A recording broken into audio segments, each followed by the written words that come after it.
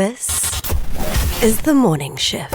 Radio Shifters, I want to welcome into the studio what I would like to consider a friend of mine. And I don't know if Ella would say the same back, but this is Ella Ferguson. You will know her Ella. from social media and especially fond of rugby. So Ella, thank you and welcome into our studio. Morena, thank you so much for having me. Ella from TikTok. I love that. Yes. That's where I've seen your content, and I remember thinking, I'm not gonna lie, I remember thinking at the start, I was like, this is so buzzy. Like, does she even love rugby? Then I followed and I kept watching, and I was like, wow, she really loves rugby. Like, it's awesome. I was saying to Marc the other day when we were speaking that I just am such a fan. You know, I'm here to be the cheerleader, and I think sometimes rugby needs that. You Absolutely. know, 100%. Rugby's cool. Yeah. I think it's a tough space for you, and I'll say why.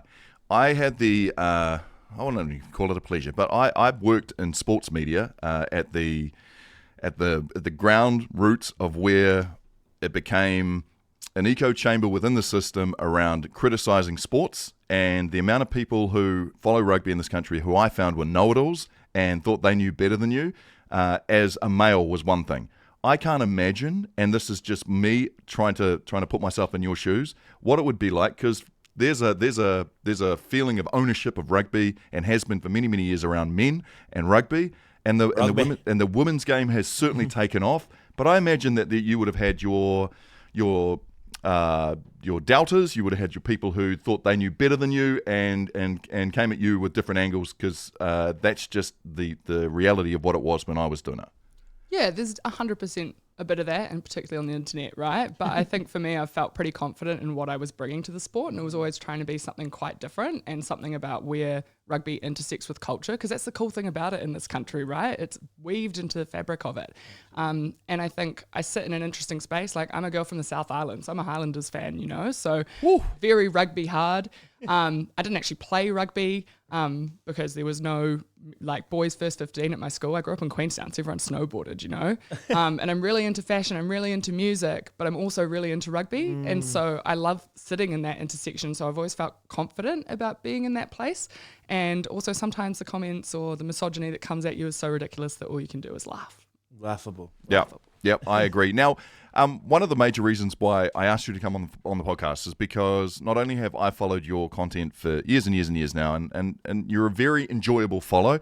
You aren't afraid to, and there seems to be this weird, I can't be a fan of the game, I've got to be critical of it, I've got to choose a side here. But you have a really cool way of being able to be a fan and still be credible, if that makes sense. Like, in terms of the word credible, I use that sparingly because you've got to bring something that I learned from it as well, but also you do it in a fan's way. But we got into, like, I wouldn't call it a heated discussion, but I'm very Warriors heavy. I haven't really attached myself to a Super Rugby team simply because You're a hater. No, Straight up. You know what? I'm a Poverty Bay boy. Like, I grew up in Poverty Bay. I'm not a Hurricane. Say your gripe. I know his gripe with rugby. Just quickly, can you just say what it is?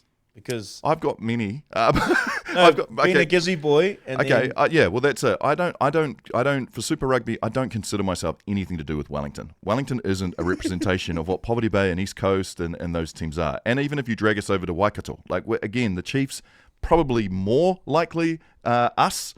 But not. And so when I was asked to choose a team when Super Rugby was first, and yes, I'm that old, when first rugby first started, like, I was like, what are you doing? We're not Hurricanes, no way. And so it really hasn't resonated with me, and that's a problem that's sat with me for all this time. Now, don't get me wrong, I enjoy the rugby. I've seen family members play. I've been a part of the whole Super Rugby journey for my whole life, and I've always kept an eye on it, and I've always been a fan of it, but it hasn't felt like that to me. But that's my beef. That you can't fix that. But what you did do during our discussions, Ella, was you kind of turned it back on me, and almost like I have to hold my hand up and say, okay, I'm out of touch in terms of what I thought was wrong with Super Rugby. And you, as a social media guru and what you do in your life, for me, I was like, cool, this is something I think other people may learn from. And so it was kind of like your observations or your biggest kind of misconceptions that you find around Super Rugby was where we landed, right? Yeah. And there are a few. Yeah. There are a few, and we got to tell the story. So I appreciate you having me here to speak. Yeah. So let us in on some of those misconceptions you reckon that are common amongst the fan base of rugby in this country. One I find, and it was the one you raised first, ticket prices, man. Ticket prices. Going to the rugby is too expensive. I want to counter that with some facts. The first being, I'm going to shout out my Highlanders first. Kids go free all season. Have been doing that for years. Kids under Really? 13 and under go free. Have been doing it for years. Didn't know that. How good's that? If you want to go to a Blues game, $19 will get you in the corner. $25 cheapest adult ticket. Kids for $10. I feel like that's a pretty good deal when you get to go and see Bowden Barrett play. You've got Caleb Clark play. You've got Hoskins Satutu play. Dalton Papali'i right on your back door. If you live in the centre city, my favourite thing going to a Blues game, I get to walk through Kingsland on a lovely evening, see all the people out and about. It's so vibrant. An Eden Park sunset. You know what pisses me off about them? That shuts half the stadium down, though.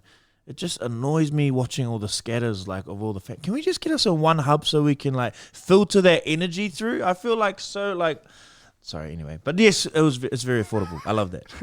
Do you not agree? You know, we can just, you know, have one side and just... Well, I think if you go in the corner, that's where all the vibe true. is at the moment. There's a DJ down there sometimes? DJ all game. Yeah, I didn't All know game. that. Didn't Which know that. I really enjoy. I don't go in the corner because I'm kind of delusional. I'm not really with the youth anymore, so I'm kind of stepping out of there slowly. But I like to sit adjacent to the corner because then you can kind of hear the DJ a little bit, adds a little bit of vibe, but I'm not in with the 18-year-olds and doing something I don't need to do. Chiefs, amazing. I might have to look at my notes here, but I believe their cheapest adult ticket is like $18 and their kids' ticket is $7. So that's pretty damn good. 100%. And the Hurricanes, cheapest adult ticket is $25. Student ticket is $15. So, you know, great prices. And I think the area that often gets talked about, and this probably leads into my second misconception, is the in-game experience, right? Game day experience, what are you bringing to elevate it? And what really got me riled in our conversation, Marc, was the inflatables.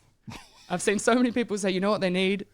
More kids things and more inflatables. I think every single team in Super Rugby does inflatables, and for some reason I'm going to be here advocating for the Super Rugby inflatables. There's a kids zone at Eden Park with inflatables. There's a kids zone at the Highlanders game with a heap of inflatables. Okay, I get it. You've got inflatables as well. Okay, I'm just talking It seems from like the it's Warriors. cool to sandwich. kick rugby, and Mark's hopping on that bandwagon, you know? Don't kick us while we're down, bro. Oh, we now. Okay, no, I get that. No, keep going now. I mean, I 100% hear that. And I haven't been to a Super Rugby game for some time, so I wouldn't know that. And I certainly haven't Euros been in to a box, mate. That's the other problem, you know? You're friends with the Eden Park guy. We'll have to take you to the Canes game, May 16th. I Yeah. feel like that's going to be a beauty. That's going to be a beauty.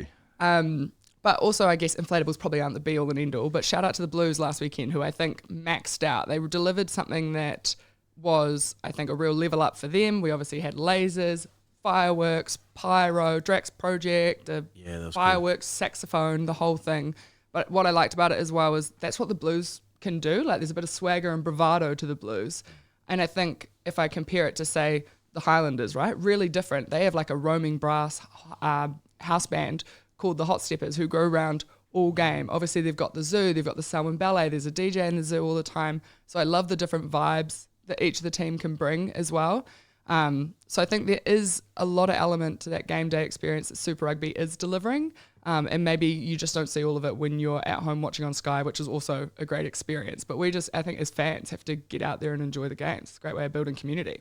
And that's, I think, again, I'll circle back and say that's a big reason why I've invited you to come and talk, because I know I spout things about Super Rugby, and it's important for somebody who's in the game, knows it and follows it, to counter that. It would be remiss of me just to sit here and be like, boo, Super Rugby. But you're bringing, and these were the solid points you brought to me in front of the Auckland FC guy, by the way. But I have to kiss the feet of Auckland FC for the rest of the year. Shout out Auckland FC.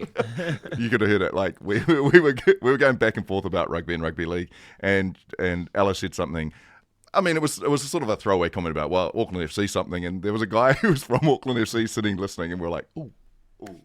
Shout out Ian from Auckland Yep, FC. yep. I Sorry, owe him Ian. at least 10 drinks. I love that. Any other misconceptions that you reckon people have that kind of hit a nerve with you because you know that doesn't seem to be the case, and Super Rugby has moved its place? I maybe just want to bring a data point that I think is really interesting. And again, it's from my Landers because I love them dearly. And I do think the conversation is, you know, having lived in Auckland for the last 5 years prior to that, I lived in Wellington and then grew up in the South Island. My experience of rugby is maybe a little different to an Auckland fan, and rugby down there is so epic. And crowds at the Highlanders game this season, they get over 10% of their population, the Dunedin population, at their game.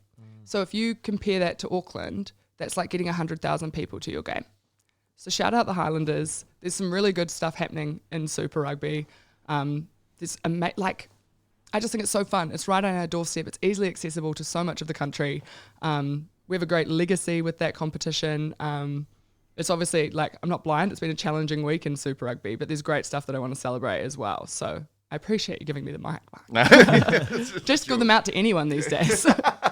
I just want to ask, along the lines with Super Rugby and where things are at, we've got a massive weekend ahead of us with Super Rugby. It is the Super Round. Christchurch gets to show off its brand sparkling new stadium. There's a lot going on. We've had 2 weeks in a row now where you've had the top of the tables clashing against each other. Crusaders dropped a couple of games on the trot. They get to come home and start their brand new sort of legacy in their brand new stadium. Heaps of storylines. Do you know what the stadium is like in terms of ticket sales? Do you know kind of how it's looking, how people are into it? Is New Zealand invigorated by a Super Round? I think people in New Zealand and people from Australia who are travelling over see Super Round as a great tentpole moment for the competition. It's hugely exciting. It probably comes at a really good time as we lead into finals. Friday night sold out, 3-day passes are sold out, and there's very limited tickets remaining for Saturday and Sunday, which is awesome. So get in amongst, I think, particularly after the weekend's results in round 10, Sunday, where you've got Moana Pacifica taking on the Highlanders, but the Chiefs taking on the Drua, who just upset the Brumbies in Canberra. I think that's a little sleeper game to round out the weekend. No, we're not talking about betting, but I bet Drua to beat them. I bet Hurricanes to beat Chiefs, and I was like, no, it would have been amazing if it came through. But I was just like, man, honestly, I feel like Drua can get up here, and I thought the Canes were going to do it, but it was exciting to watch. Super point must have been very painful for you. You were like, because it happened in stages, right? It was like the kick was going over, and you were like, no. Then the charge down, you were like, yes. And then I couldn't believe it when Wallace went, and I was like, oh my gosh, unreal. Yeah, no, it was great. I have to ask before you go, what's your pick? Who are you picking for? Because it's been tough. We've had Hurricanes sitting up at the top for a bit. We've had them rattled by the Chiefs last week. Like, where does your mind go? And who do you see in the Super Rugby Grand Final? I really want the Canes to do it. I just think they play sexy rugby. Do you know what I mean? They do. When they're on, there is no team better than the Canes. I'd love to see an Aussie team in it. I was feeling so optimistic about the Brumbies at the start of the season. Like, they put 50 on the Crusaders in Christchurch. It was clutch. And that was without some of their key players this year, Tom Hooper, Leniki Tau over in England. But I think we may have seen the finalists already, which is Chiefs Canes. And I'd love to see a rerun of it. Yeah. Run it back. I love that. Anything else from you, Jordan, before I let Ella go? Nah, I think, I was wanting my Blues to be in there, and obviously wanting Moana to do a little bit better, but I think Chiefs and Hurricanes, you can't go past it. And that would be an exciting final, right? No Crusaders. 100%. Hey, even love it, 10, come on. Thank you so much for your time. Appreciate our conversation we had early last week, and look, keep doing what you're doing. It's amazing. Do you want to plug your socials just for people who may not follow you already and are keen to? Thank you. Ella Ferguson 5. There might be an underscore in there on TikTok and Instagram. Rugby and culture, fashion, rugby fandom. I'm a fan. You are. Come be a fan. Fan with me. Love that. Love that. And my apologies for getting so much wrong in Super Rugby circles. Glad you can set them right. This is The Shift. The Shift. Go home, ladies and gentlemen. Let's go home. The Morning Shift. I'm going to make him an offer again with you. The Shift. I love you. This is The Shift.